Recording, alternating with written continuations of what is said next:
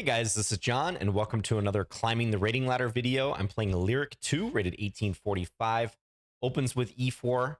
I could play my customary Scandinavian, but I don't know. I'm feeling like mixing it up a little bit. Let's go Alekhine's defense. Alekhines defense, knight f6. We're going to bait these white pawns forward and then try to undermine the pawns in this 10-minute game. Okay, knight f3. Yeah, I know there's multiple moves here. Black can go for fianchetto. Black can go for bishop g4. Knight c6. I believe knight c6 is one of the better moves, but I do feel like playing something a little offbeat. So let's go bishop g4. I say offbeat, but this move is acceptable. It's known. Pin the knight. Maybe because I play the Scandinavian, I have a tendency to want to play this move, get the bishop outside the pawn chain before playing e6. I think I'm more apt to do that than perhaps other players. But there we have it, bishop g4. Now, I'm recording this video the day before I play my next game in the Lone Wolf League. And those videos have proven to be pretty exhaustive in the sense that I'm talking for a really long time. Let's play e6 here. So I'm going to try to keep this one a little shorter. I say that and now watch the video go 45 minutes, an hour or something. But maybe I'll try to cap the analysis a bit just to give my voice a break before tomorrow. So h3, could play bishop h5 or bishop f5. I'm not in a hurry to capture. If I do capture, I would like to be able to claim an attack on the e-pawn thereafter. But I don't know. White has c4. It seems a bit premature to capture. So I think bishop h5, bishop f5 probably doesn't matter a whole lot this early in the game. Let's go bishop h5 just to make white think about a future bishop takes f3. But bishop f5 would have made sense too. Note there's no knight h4 in that case because of queen takes h4. So, okay, this is a 10-minute no increment game. I think it's unrated. So yeah, I'm not technically risking my rating, but we still want to perform well. And often this knight comes to b6. The whole philosophy behind this opening for black is to entice these white pawns forward and try to prove that their weaknesses later. Try to attack them. Okay, bishop g5 hitting my queen. Probably just going to play bishop e7 against that. If white's bishop were not on d3, I could play bishop takes f3 and hit white's queen, but it's neither here nor there. So bishop e7. I'm cool with this trade if white wants to swap. I'll take with the queen. Oh yeah, I've got my lemon ginger tea too to supplement my voice. So if you ever have voice issues, ginger in particular is really good. Highly recommend it.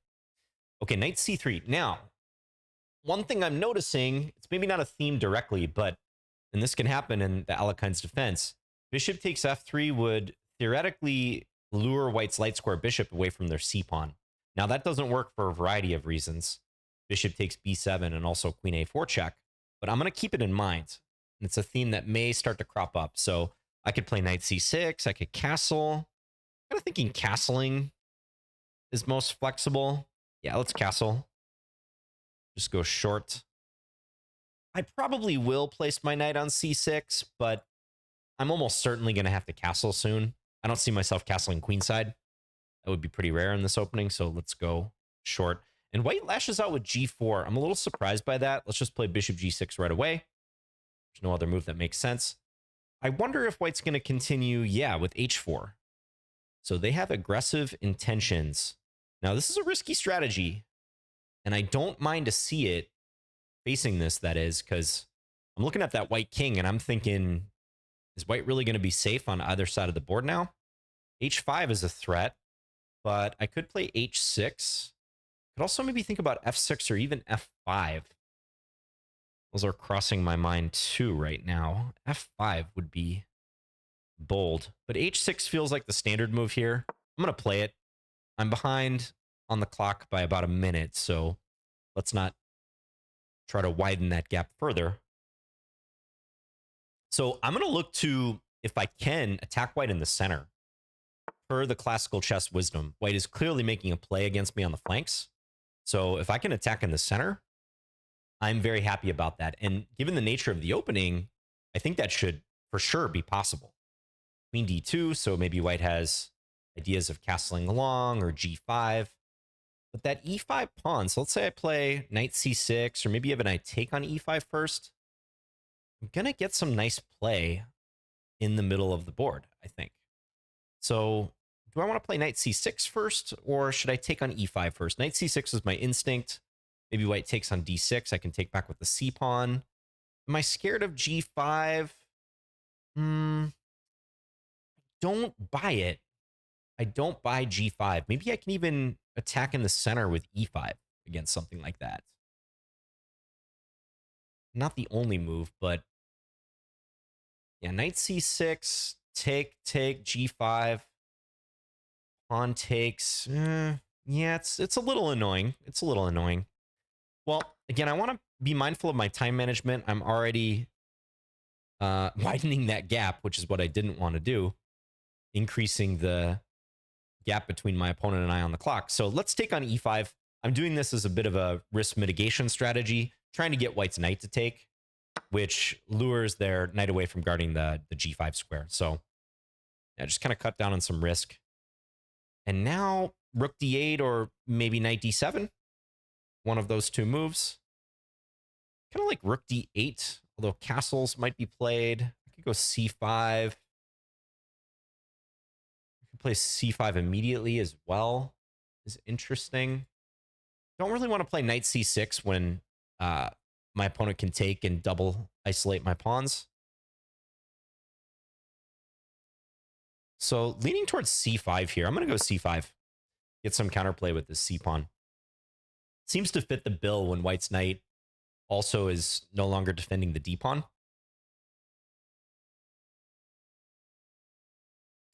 So my position looks fine. I'm pretty happy about this position.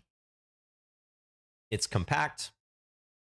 My queenside knight is not in the game, knight on b8, but I could envision multiple ways in which it could be in the game very quickly, coming to d7 again, or maybe taking on d4 and developing to c6. Rook d8 is in the mix as well. I wouldn't be surprised, yeah, if white castles queenside, but that's not a trivial decision for them. We got to keep in mind, because they're open on this long diagonal. So, okay, knight c6 definitely comes to mind here. Kind of like that move, knight c6. I think I'm going to play it. So now I do offer to double isolate my pawns, but why am I doing this? There's a guarantee that the c and the d pawn tension will be undone at some point in the near future, right? That tension between those pawns is going to come to a head really quickly. So in other words, my double isolated c pawns, which I'm offering to take on with this trade, are not going to be permanent, because white has no way to avoid a swap of the pawns. They could push d5, but that's even worse, because after a big trade, they lose the bishop on e2. So we're going to see some swap of these pawns. Now, am I better here? Probably not. It looks a little easier to play my position if I'm assessing this completely objectively, but I don't think I'm better. So f4. Yeah, so white is gearing up for g5 type stuff. I'm thinking just rook d8, maybe anticipating a swap. I could also take first and then play rook d8, but I like one of the rooks to d8, and I don't think this is a decision I want to take too much time on. Both moves are fine, and they could transpose. I want to play one of these moves to get white to play queen e3, and only then initiate the trade. And after this swap, I can play rook d8 and take the file at the end. So I think that's what I'm going to do, unless I see something better, which I don't really. Yeah, let's go for the trade. Pre-move, the rook takes. Okay, not quite pre-move, but my opponent's playing very quickly. And it must be said, I think they're playing well. I think their setup's a little loose. I'm looking at queen b4 now. But I think white's been playing all right. This is a fight for sure. So queen b4 to target this pawn on c4. How do I like that? If b3, queen b3, is knight d5 a move there? Maybe. But I could play, oh no, queen b3 actually threatens queen c2 mate. Yeah, I think I should go queen b4. Oh, I'm liking this. Queen b4. Yeah. And I'm smiling because I finally feel like I'm beginning to ratchet up the pressure. Knight takes c4. White had these designs, and they still might pursue them, of attacking me on the king side, but this is what can happen in opposite side castling positions. I'm trying to get there first. I'm making a clear point of saying to white, like, hey, you got issues with your own king you got to worry about. So white plays c5. All right. Not a move I actually looked at. I think knight d5 is going to be strong for me here. Hit the queen, hit the knight. And if there is a trade, I can take with the rook, and that looks to be collapsing quickly for white. So knight d5. What else? Is there anything I could do playing with that theme of trying to get my queen to c2? Knight a4 might make some sense. But I really like the look of knight d5. I think at minimum, I'm gonna win a pawn out of that. And it's such a natural move. Yeah, let's go for it. Hits the queen, hits the knight, hits the pawn on f4. If the queen moves, I'm gonna have my pick of taking f4 or possibly c5 or possibly c3. White could play queen d2 to pin me. That might be white's best shot, actually. In that case, I'll probably play queen takes c5. Bank the pawn and keep white pinned. Could play queen takes f4, but I'm not even sure I want to allow a queen trade. Now white takes the knight. Yeah, I think rook takes is excellent for me because rook takes c5 seems unstoppable. Just pausing once again to see if there's any queen checks or anything. Not seeing anything really strong, so let's take with the rook. And look at the role of this bishop again, preventing king b1. It's just huge on this long diagonal. White doesn't have time for rook d1 because rook takes c5 is coming with check. There's no back ranks. White's going to spring on me. They're losing the house on rook takes c5.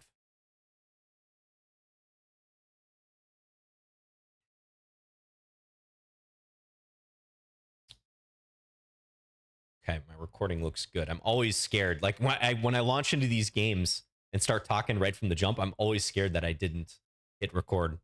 But haven't made that mistake recently, so fingers crossed, knock on wood. Yeah, rook takes c5. This is unstoppable. Okay, and I think this is a checkmate. b3 runs into queen a3, and that's a nice crisscross mate, actually, with the bishop supporting once again, controlling b1 and c2. Okay, so a tidy game, 25 moves. Now, what did white do wrong in this game? Again, this is just my opinion, and this is a good player. This is a player in the mid 1800s. Thank you for the game, by the way, Lyric. Hopefully they see this and even comment if they're interested in doing so. This is all educational stuff, guys. Let's not read into results too much. But I think my opponent played too aggressively and optimistically. And granted, this will work against a lot of players at their rating range and even a little bit higher. But I'm always skeptical of someone when they lose or get into a lost position and they still have plenty of time on their clock. Okay, so by the time rook takes d5 hits the board, one move before checkmate, white's busted here and they have half their time left. In my opinion, you're just not going to achieve consistently good results against strong players if that's what you do with your clock. Now, there's alternatives too, like white shouldn't have a minute left here, but there's somewhere in the balance where ideally white heads off that danger a bit earlier, invests the time proactively. You always want to use your time proactively rather than reactively in chess, because as I've said many times on this channel, you can't think your way out of bad positions in chess. That's not a strategy that really works. If that happens to you, it's probably luck or your opponent messed up. Okay? Which is basically luck in chess, your opponent not converting a good position against you. So, yeah, I think time management-wise, if I were playing white in a game like this, I would want to think a little earlier about decisions like g4, h4.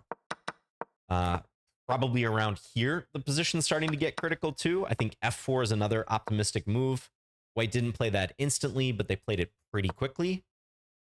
And after this series of trades, rook d8, queen e3, queen b4, at this point, White needs to be absolutely on their guard. And I think, we'll check the analysis in a moment, I think white might have to go into bailout mode here to try to play some endgame where maybe they lose the pawn on c4, but they can still fight. So I'm thinking possibly of a move like rook d1. And honestly try to, let's say, takes, knight takes, not queen takes, hanging my queen. Knight takes here. Try to somehow defend this endgame. Maybe I can't even take because of queen d4, actually. So rook d1 looks like a move that you probably need to play in this position if you're playing white here to bail out, try to trade. That rook never entered the game in the actual game. So you might not play a move like that if you're just playing too quickly. So yeah, c5. Again, not a move white played instantly. They went from 557 down to 536. But after knight d5, I think the position's busted or close to it. Here too, queen d2 is probably necessary, trying to contest the file, but it's bad at this point. So somewhere before this, in the last 5, upwards of 10 moves, like I think that g4 moment, that's when things really kick off. That was move 11. White has to weigh the risk reward of what they're doing and have a plan too when it doesn't work out.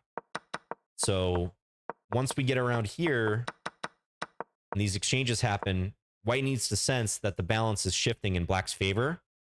And in fact, the game is pivoted pretty hard in black's favor, momentum-wise. And they need to find an accurate sequence or some way to be stubborn in defense. And it's worth investing a minute and a half, maybe even 2 minutes to find something like that. In fact, let's turn the engine on because I'm going to keep the analysis a little shorter. Yeah, and there you go. Rook d1. That's actually better for white if they find that. Look at that. And it's probably based on what I just examined. Rook takes d1. It looks like black should be winning a pawn. But nope, on knight takes c4, queen d4. Yeah, queen d4, and the pin wins the game for white, in fact. So rook d1 crossed my mind. I didn't see that nuance that I just showed there, since we were moving pretty quickly. I thought maybe I could play rook b8. But, ooh, b3. Yeah, that looks scary. But b3, the idea here is on check, white can bail. White does have good space with their pawns. And the bones of the position for white, its actual structure is pretty solid if white is coordinating their pieces. But really good example right there, guys, of time management and how you have to sense shifts in position and you have to sense when to use that time proactively. If you take one thing away from this video, it's use your time proactively. And I know some of you are saying, oh, John, you're down on the clock. You know, that it's become a meme on my channel. I know my time management is poor. Frequently when I stream and record in particular. But one thing you can't accuse me of is using my time reactively. Okay? I try to sense when the moment is going to pivot or that change in the position is going to occur before it actually happens. And I could be better about it for sure. Lots of players can. But if that's a new concept to you, I suggest you get comfortable with it. You start thinking about it in your own games, using your time proactively rather than reactively. If you frequently find yourself trying to think your way out of bad positions, your results just aren't going to be good long term. Okay? So, yeah, I think that's a possible takeaway in this game. And maybe for my opponent, something to think about. Again, good opponent. So it's getting hard to generalize at a rating level like this. And this is just one game. But these are the things I would say if I was coaching a player like this, for instance. Okay. Yeah, I think I'm going to leave it there. We could get into the Alekhine's defense, you know, and the theory of this opening. Check out Daniel Narditsky's videos, by the way. He's an expert in this line for black. He plays it frequently, along with Alexander Bortnik as well. I think they've even collaborated on some opening material when it comes to this opening. Yeah, I think I'm okay with the way I played this. Looks like the engine approves of g4 and h4 for white. Yeah, also approves of h6. It's giving an edge to white. A little curious what it says here.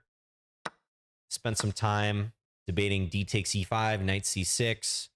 Yeah, I liked inserting this capture because I just thought on knight c6, maybe white was going to capture on d6 and then send it with g5. I wasn't quite sure how I was going to respond to this. This looked a little annoying. Thought maybe something like this, but I don't know if I buy it. Looks like white can bulldoze their way through. So yeah, this apparently was pretty good. The capture on e5 and then c5. Like c takes d4 a little bit better. Yeah, I mean, you see the eval. This was all fine for white, but they got to find rook d1. That's what it comes down to. Queen b4 looked natural, looked aggressive. The engine's suggesting f6 or king f8. More defensive type moves, but I think if you gave this position to a strong player, queen b4 is going to be one of the first candidate moves that they think about as a knight takes b4. And yeah, excellent example here of how you got to be willing to buckle down and find a move in the moment and spend the time to do it. Okay, and there's probably nothing after c5, knight d5. Oh, knight a4, even stronger. Likes this move even better. I guess because it attacks b2. That's maybe one thing I neglected to see. Yeah, and if there's a trade here, this queen c2 motif comes up. I think I also mentioned briefly of a3. I thought queen b3 was good. Once I saw this, yeah, there's lingering problems with knight takes c4. But it looks like after knight d5, okay, they can still play rook d1. Actually, that's a better way to deal with the attack on the queen, because if knight takes e3, this is checkmate. That's sometimes a problem with the bishop wedged here on h7, by the way. So yeah, in that case, this was still a good move. But here, rook b8 is good. Okay, threaten queen takes b2 mate. And if something like, yeah, queen there, I guess if rook d2, I probably take on, oh no, then I can take the queen. Aha, because moving the rook threatens queen takes b2 mate and also renews the threat of knight takes e3. So queen e2, and then I can scoop the pawn. Yeah, this is still highly uncomfortable for white. But once knight takes d5 hits, yeah, that starts to look over. I could play f5, block the bishop, maybe only move to keep them in the game. Looks like here I can, at minimum, take and go up 2 pawns. Okay, thank you to Lyric for the game. Hope you guys pick something up from that, especially related to time management and buckling down, finding those moves proactively. Thank you guys for watching, and I'm going to record my Lone Wolf game tomorrow. See you guys. See you again soon.